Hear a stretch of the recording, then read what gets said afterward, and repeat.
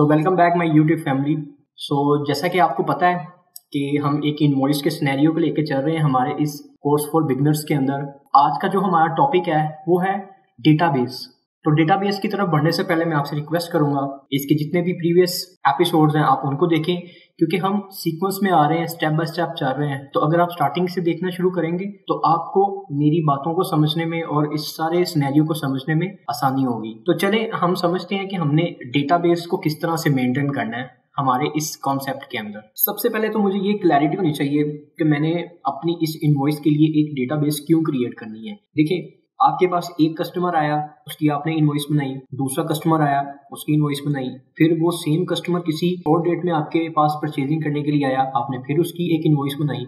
तो वो सारा इनवॉइस जो है ना, उनका जो डेटा है वो एक डेटाबेस में स्टोर हो, जिस डेटा को बाद में आप रिट्रीव करके तो उसमें जो आपकी सेल्स के ट्रेंड्स हैं उनको एनालाइज कर सकें। कौन सा डे ऐसा है जिसमें सेल्स ज्यादा होती हैं, डेट वाइज सेल्स का क्या ट्रेंड है, मंथ वाइज सेल्स का क्या ट्रेंड है, ये सारी चीजें आप कर सकते हैं। एक डेटाबेस डिजाइन करनी पड़ेगी जहां पे आप अपनी हर इनवॉइस का डेटा को स्टोर करेंगे। तो सबसे पहले तो मैं इसमें एक शीट ओपन कर लेता हूँ, उसका नाम मैंने रख दिया जी, ये मेरी डेटाबेस वाली शीट है।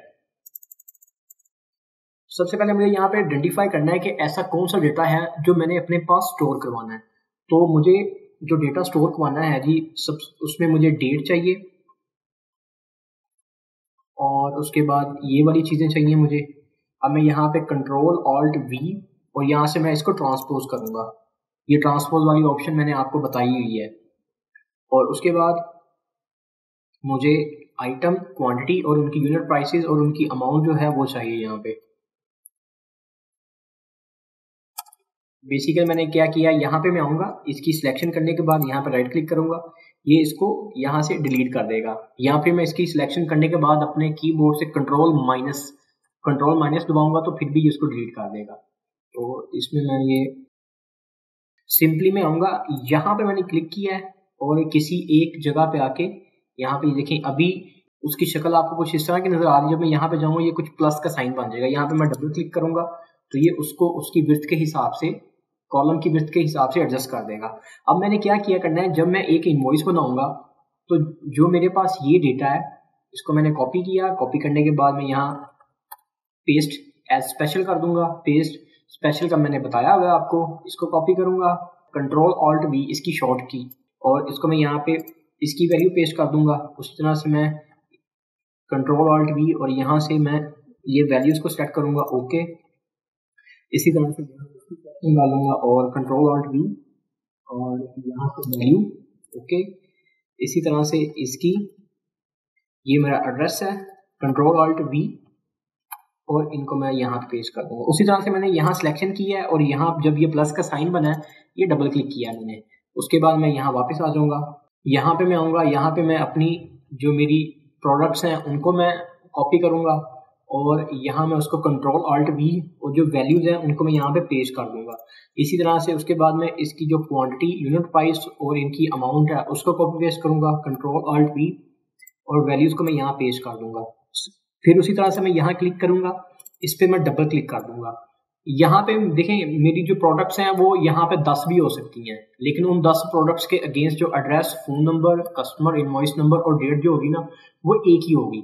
तो मैं क्या करूंगा कि ये जो मेरी एक इनवॉइस है उसके अगेंस्ट जो यहाँ पे ब्लैंक सेल आएंगे ना, उनको मैं यहाँ से इस तरह से कॉपी करूंगा। कॉपी करने के बाद ये, और मैं ये कंट्रोल वी कर दूंगा, इसको मैं यहाँ पेस्ट कर दूंगा। अब मैं ये इन डेट्स की सिलेक्शन कर रहा हूँ। सिलेक्शन करने के बाद मैं इस पे, या तो मैं इस पे क्लिक करूंगा तो ये मेरे पास डायलॉग बॉक्स आ जाएगा। यहाँ पे इसकी जो शॉर्ट की है वो कंट्रोल 1 है। कंट्रोल 1 करूंगा, नंबर में आऊंगा, यहाँ पे ये डेट आ रही है तो ये वाली डेट मैंने यहाँ पे सिलेक्शन कर दी है। तो इसी तरह से जैसे जैसे मैं अपनी इनवॉइसेस को ऐड करता जाऊंगा उसका जो डेटा है ना वो मैंने इस डेटाबेस के अंदर डालते जाना है। तो मैं इसमें थोड़ा सा ज़रा डेटा इंसर्ट कर लूँ। तो ये हमारी जो डेटाबेस है वो रेडी है। यानी कि आप इसी तरह से करेंगे कि जब भी आपके पास कोई इनवॉइस बनती है उसका जो डेटा है वो आपने यहाँ पे कॉपी पेस्ट कर देना है। देखिए, अभी जो हम ये पूरा एक्सेल फॉर बिगिनर्स सीख रहे हैं ना, ये जो डेटा है ना, ये डेटा जो हमने बनाया है, ये डेटा इस पूरे कोर्स की बेस है, बैकबोन है। इस डेटा की बेस के ऊपर हम सारे एनालिसिस और जो बाकी चीज़ें हैं वो इसी की बेस के ऊपर सीख रहे होंगे आगे।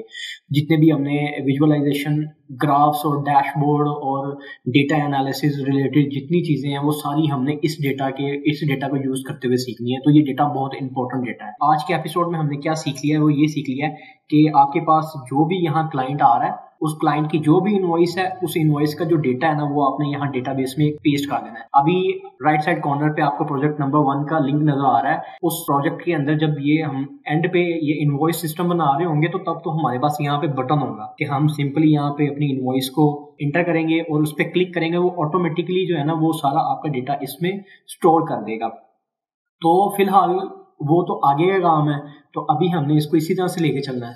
तो आज के इस एपिसोड में हमने डेटाबेस के बारे में समझना था। डेटाबेस मैंने आपको बता दी कि किस तरह से आपने अपनी इनवॉइस के डेटा को मैनेज करना है। एंड पे बस मैं इतना कहना चाहूंगा कि आपकी जो भी फीडबैक है वो काइंडली आप मुझे कमेंट सेक्शन में जरूर बताया करें, जरूर अपने थॉट्स जो है ना वो शेयर कर लिया करें। तो आज के लिए अलविदा and see you in the next video. Good bye.